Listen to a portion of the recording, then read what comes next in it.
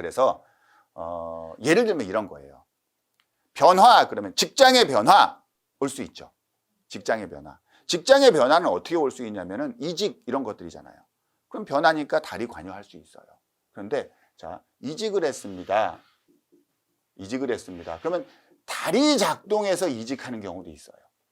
달이 작동해서. 왜? 그 자체가 변화니까.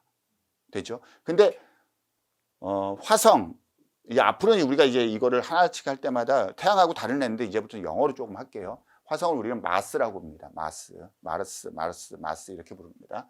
마스. 이제 우리가 마스가 작동하는 경우가 있고 달이 작동하는 경우가 있어요.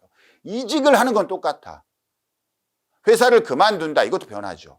이건 다 똑같아. 근데 달이 작동해서 만약에 이직이거나 회사를 그만두게 되는 경우하고 마스가 작동해서 회사를 그만두게 되는 경우가 있는 거예요. 화성도 변화예요. 그러면 뭐가 다릅니까? 라고 얘기했을 때 그 행성의 속성에서 기인한다고요. 그러니까 달은 뭐야? 감정적 변화야. 감정적 변화가 있어서 그만두는 거예요. 마스는.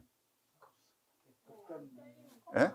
그리고 잘리는, 싸우고, 집어친다, 때려친다. 어떤 느낌인지 아시겠죠? 그러니까 뭐가 작동해서 변화를 주느냐? 이것도 달이 작동하는 거야? 마스가 작동하는 거야? 여기에 대해서 이게 차이가 난다는 거예요. 어떤 문제예요? 질병, 그럼 달이 작동한다. 그러면 질병은 어떤 질병일까? 그렇죠. 마음의 상처. 이런 것들이야. 화성이 작동한다. 그러면 사고, 절단. 이런 거 있잖아요. 팔을 절단한다는 게 아니라. 자, 어떤 의미인지 아시겠죠? 같은 행성의 작동적 요인을 보는 거예요, 지금. 이걸, 그만큼. 자, 달은 루미너리이다. 원래는 루미너리라는 뜻이 뭐냐면은 빛을 발광하는 걸 루미너리라고 해요. 근데 사실은 반사하는 거죠. 태양이 쏜 빛을 반사하는 거예요. 그런데 우리는 그냥 루미너리라고 부른 거예요.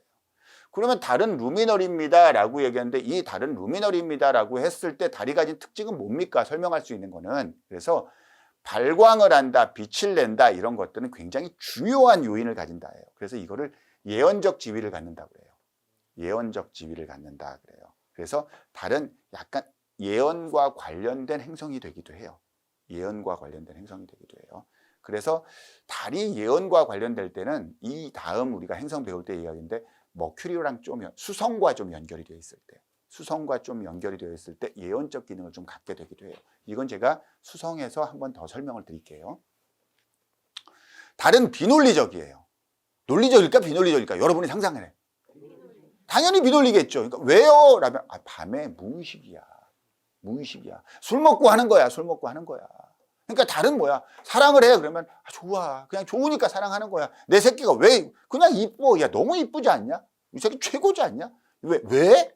뭘 보고 그러는데. 그런 게 어딨어? 그냥 봅니까? 내가 보기엔 제일 예쁜데 내 새끼가. 그게 달이란 말이에요. 그러니까 논리라고는 개뿔 하나도 없어. 비논리적이야. 굉장히. 그러니까 뭐예요? 사랑을 할 때 달이 작동을 해서 사랑을 한다. 그럼 뭐예요? 그래요. 이유 없어. 그냥 마음이 가는 거야. 감성이 가는 거야. 자, 이해되죠? 또 이럴 수도 있죠. 그러니까 그런 것들 마음이 가면 우리가 그냥 아무 이유 없이 그냥 갔다가 상처받고 이런 경우가 많죠.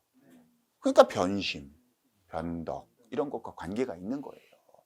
달이 차지하고 있는 하우스 있죠. 여러분들 나중에 천공도를 해석하면 달이 내가 어느 하우스에 있어 라단 말이에요. 그 자리가 변동 요인이 되게 많은 자리예요. 특히나 이제 우리가 7하우스 같은 경우 있잖아요. 7하우스는 의미 있는 상대의 영역이거든요.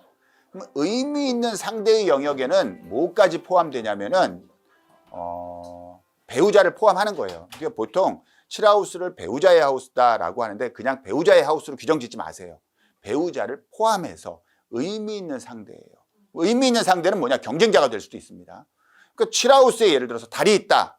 그럼 변동 요인이죠. 근데 얘가 힘을 잃었어. 그럼 힘까지 없어. 좋지도 않아 상황이. 그러면 배우자 쪽에 변동 변화가 심하다라는 것을 해석하는 굉장히 중요한 지표로 쓰는 거예요. 자, 무슨 말인지 아시겠죠? 또 가서 7하우스에 달이 있으니까 어째 꼴보기 싫더라. 뭐 이런 거 하면 안 됩니다. 그냥 그거 하나만 보고 막 그러면 안 돼요. 아무튼. 자, 그래서 감성적입니다. 이 감성적인 것과 굉장히 관계 있는 게 이제 보육, 양육 이런 기능들이에요. 그래서 보육, 양육 이런 것과 다른 굉장히 밀접하게 연결이 되어 있다라고 보시면 되는 겁니다. 그러면 이제 미논리적이잖아요. 다른. 그럼 논리적인 게 있겠죠. 네, 논리적인 게 있겠죠. 그래서 논리적인 거는 우리가 논리적인 행성 공부할 때 그때 달을 다시 한번 소환을 하죠. 달을 한번 소환해서 공부를 하겠습니다. 달은 인간의 육체와 정신을 모두 다스린다.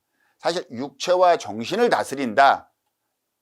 사실 이거 없으면 이렇게 얘기하면 돼요. 달은 인간의 모든 걸 다스린다. 이래도 되는 거예요. 육체와 정신. 육체를 왜 다스리는지는 아시겠죠? 건강 있죠?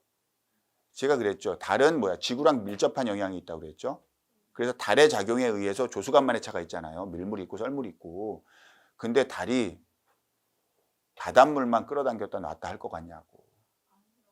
그렇죠. 인간의 몸은 뭘로 구성이 되어 있죠? 물로. 우리도 태어났을 때 끌어나갔다 끌어들였다 하고 있다고요. 계속. 그래서 인간의 건강에 굉장히 밀접하게 영향을 주는 게 아주 강하게 영향을 주는 요인이 바로 달이에요. 그래서 육체와 심리적인 내면적, 그래서 정신을 모두 다스린다라고 이야기하는 겁니다. 자, 이해됩니까? 예. 이러한 달이 내가 시공할게 해서 시공한 별자리가 바로 개자리예요. 자, 그럼 우리가 개자리를 지금 이제 나중에 공부할 거예요.